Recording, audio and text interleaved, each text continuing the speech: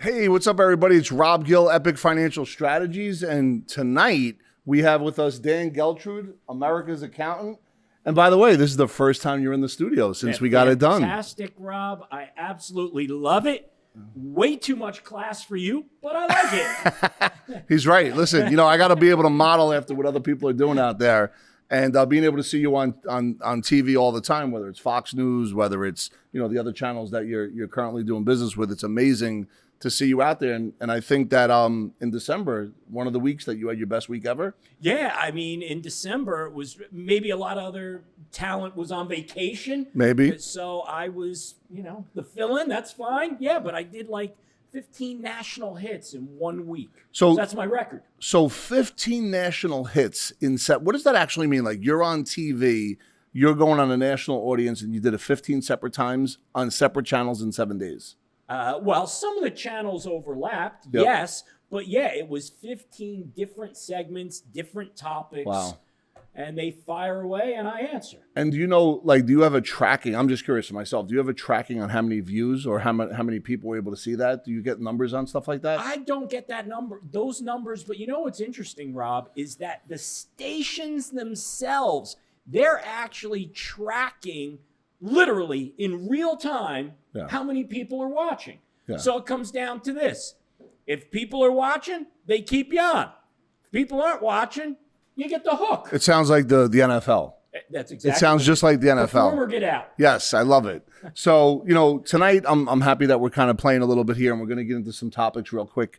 Just to kind of for all the folks that are out there, I think that one thing we could all agree on, and I love the way you not only view the world economically as well as politically, but the way you're able to kind of share that message with everybody. So there's nothing but chaos and confusion every single day from a news perspective, right? The news cycle. One of the things you always mention to me privately is one of your goals is to control the news cycle, right? And now you've told everybody that. And I love go that. ahead. I love that. But in all good ways in the messaging. So, here's the question I have, because we look at 2021, and all we're hearing over and over again, and it's real. I see it in gas. I see it in steaks. I see it in food. But inflation, we hear that it's the highest it's been in 40 years, right? And we know that there's a bifurcation of inflation, but to all the middle class folks that are out there and what that world looks like as far as inflation, how it's run away, and what does that look like going forward, at least this year, as I know you're not inside and you don't know what the game plan is, but politically, they're going to have to make some adjustments if they have any chance at the election in November. What are your thoughts on that? Well, let me start with this. The situation that we have with inflation right now, man-made. It's man-made. Now, people want to say, well, it's the virus. The virus caused all this. We can't get supplies. We can't get goods because the virus caused this. Well, the virus was the cause. The effect, Rob, was policy. That reaction is what brought us to where we are today with inflation.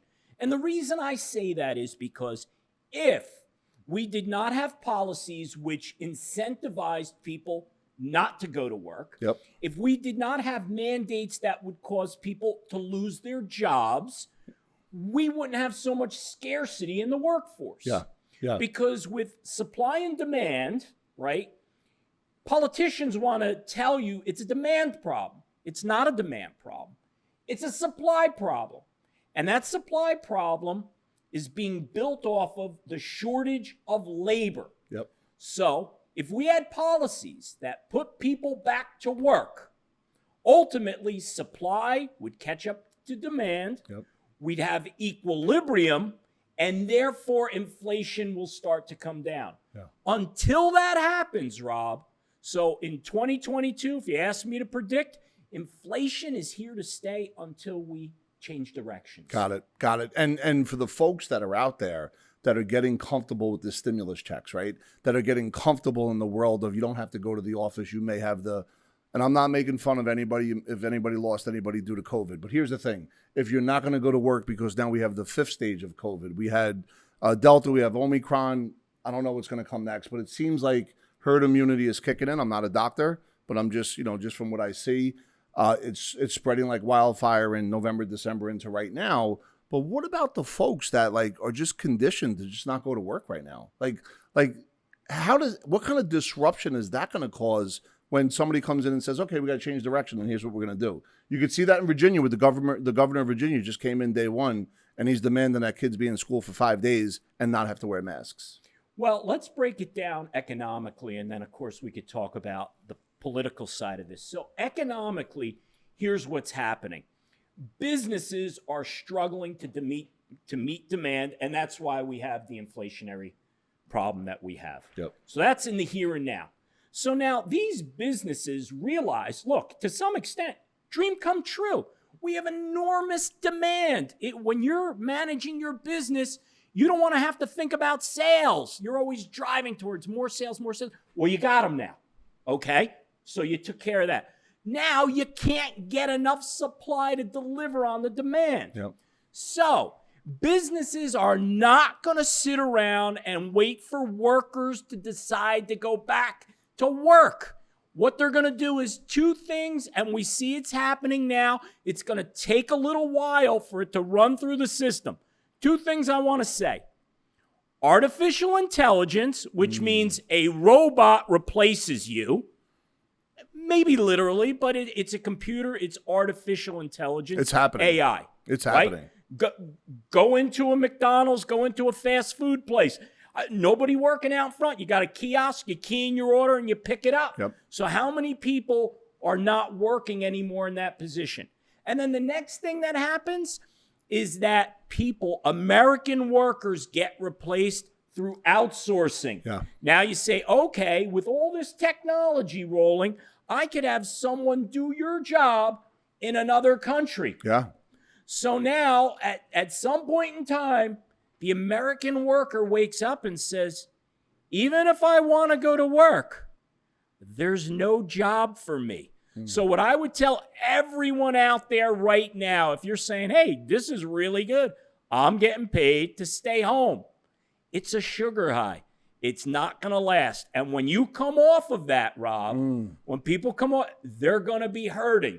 And you know what? And business is going to keep moving. All kinds of business diabetic comas, I would assume, in that scenario. Right? You're exactly right. Yeah. So thank you for that. And awesome information. The great Dan Geltrude, America's Accountant, can seen on TV all the time. What I find amazing about just the way you deliver your message, right? And how you kind of deliver it within 60 seconds or less. The point is taken. You have a lot of fanfare as a result of that. And I think between all the different titles that you possess, I believe the public, when they see you out there, they're not saying, hey, he's coming from the right or the left. He's just shooting the straight truth, right? You're just telling the truth the way it is, the way you see it, based on your experience. You know what, Rob? What ends up, you're right. I try to be an umpire here, Yeah. right? And I call balls and strikes the All best day I long. can. Yep. However, what we have to realize here is that I go back to policy and politics. They ultimately have a big impact on the economy. Yeah. Let's talk about taxes for a brief second, Absolutely. right? I always say, tax what you want less of. Yep. Tax it. So if you want people to stop doing something, Tax investing in something, tax them. And they'll change direction. Yeah. So the politicians use that as a tool to control people. Craziness. So now, in effect, what ends up happening is they impact the economy. I believe that government should try to stay out of that and let the free market work itself through. Yep. It always corrects itself. It always does. What happens, though, when they print $5 trillion?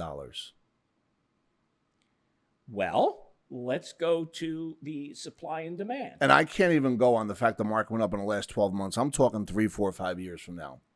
So you flood the market with all kinds of money. Now all of a sudden, we're playing Monopoly.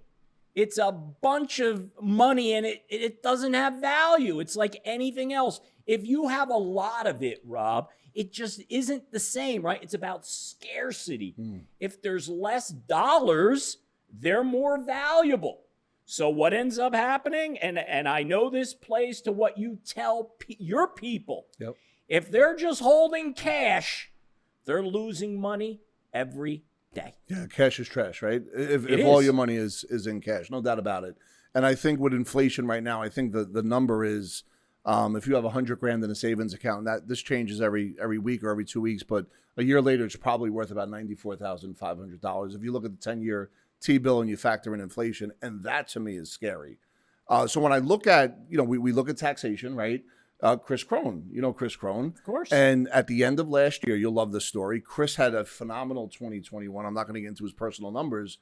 So much so that not egotistically, but from a business perspective, because of his travel, he bought a private jet. I'm allowed to speak about this.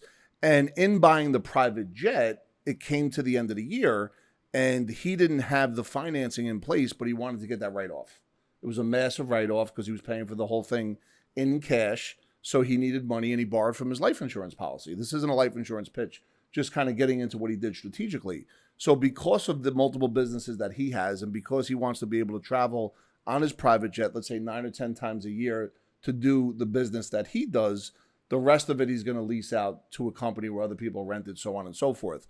But he borrowed from his policy to pay off the jet to get the write-off in 2021. I'm sure you know what that looks like, only to refinance it again, let's say next week or the week after, to pull his money back out and put it back into his policy.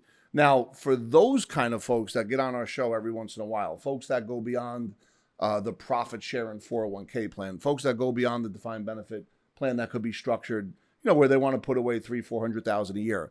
What about the guys, gals that are making $2, $3, $4, $5 million and need additional write-offs from a tax perspective? I know somebody could buy a plane. That's one thing, of course.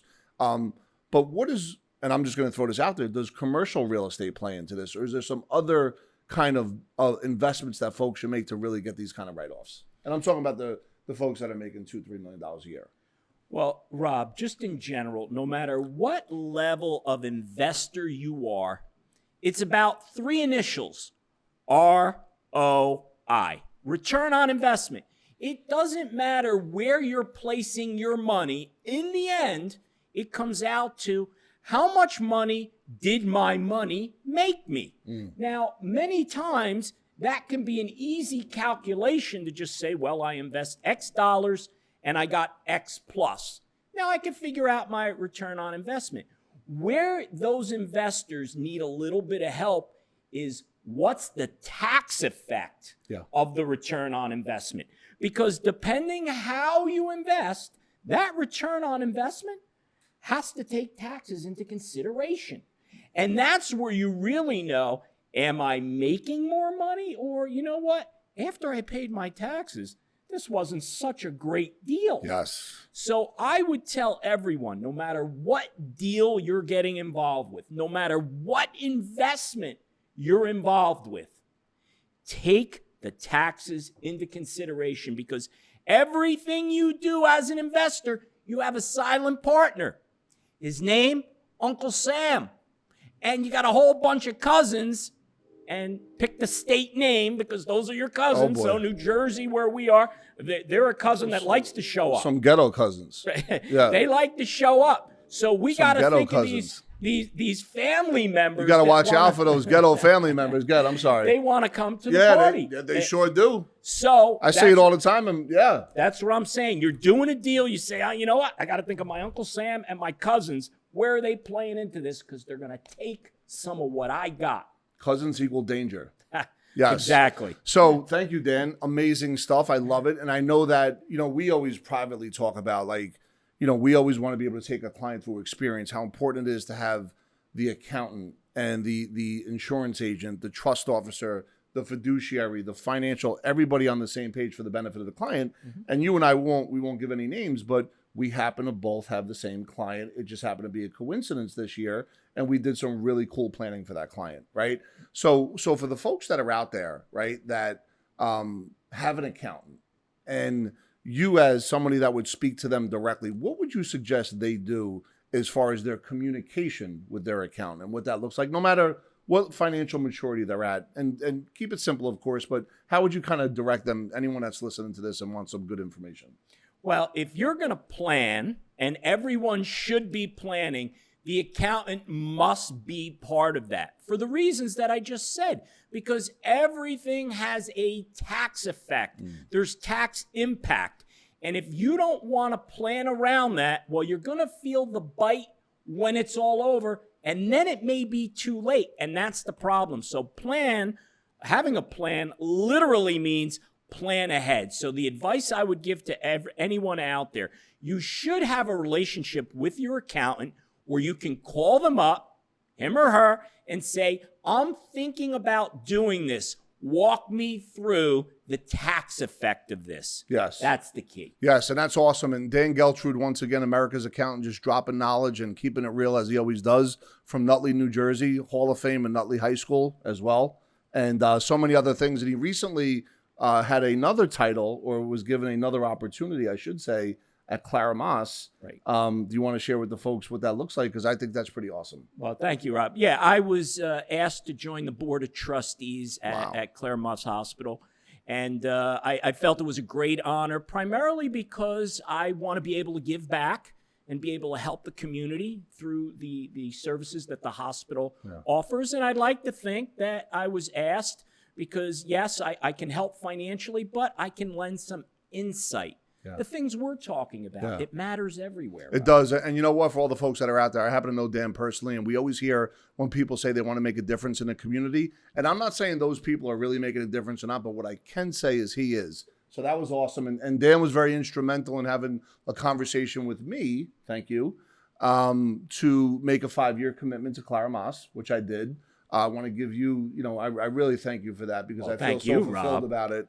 And it's really being able to kind of make a difference in a hospital that needed an MRI machine in an area that, has a lot of population. That was a really cool thing. So, folks, we kind of spoke about inflation, and we talked about taxes. And for business owners, taxes look a little bit different than for, individual folks that are out there.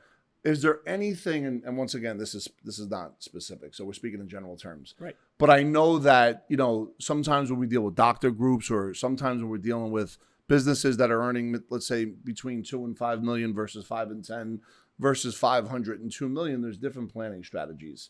Once again, when it comes to a strategy for someone that has a business between 2 and 5 million, how do you kind of look at that? Like, what are some of the things that you think about? Because you're saying it phenomenal when you talk about, you got to think about the end in mind. And with all the political stuff going on and different tax law changes that happened over the last 30 or 40 years, and whether red's in the office or blue's in the office, how do you kind of tackle that and keep people on their toes to be able to handle the unexpected? Well, there's two ways I approach that, Rob. The first thing that I will speak to a client about is to say, tell me the outcome that you want. And let's work backwards. Tell me where you see yourself, because it's all about having the path to arrive at where you see yourself at whatever point in time. Once you know where you want to be, it's actually easier then to say, okay, I just need a to-do list. Yeah. And if I check all these boxes, I've arrived. That's one thing. The other thing that I focus in on here is to basically say, there's 4 key words that your accountant, your advisor, should be speaking to you about. Minimizing taxes, maximizing profitability. That's really what clients want. So if you know what the outcome is that they want, I can assure you that minimizing taxes and maximizing profitability is part of what that end result looks like. So I think if you take that approach, Rob, that's the key for people getting exactly to where they want to be financially and in their life. Incredible. And what I've noticed about, Geltrude and Company, there's a team around you. There's not just Dan Geltrude, although you are the face fronting person that has created this unbelievable accounting firm. But there's a team around you, no different than Jenny, who's here tonight. What's up, Jenny? How you doing? Major shout out to Jenny, who is the oil that makes the Dan Geltrude, the individual, his machine run, whether you're doing 15 different shows in 1 week at the end of the year, that requires a lot of work, a lot of sleep, and you're getting up when everybody's sleeping, right? So success leaves clues. So there's a lot of different things going on here. So Dan, we kind of talked a little bit about, inflation. We spoke about taxation. We're in 2022. Real estate is, people put a house up for sale on Tuesday and there's 50 offers by Friday. But now we know they're going to start raising interest rates, or at least that's what they're saying. What is your thoughts on that? And how does that going to factor into a market that's just on fire? And is the fire going to stop? Well, the fire won't stop until somebody decides to put some water on it and cool it down. So the situation we're in right now, because of what I said before about supply and demand, we have too much demand, not enough supply. So the Federal Reserve will use interest rates as, we'll call it water, to put out the fire of a red-hot economy, which means tremendous demand.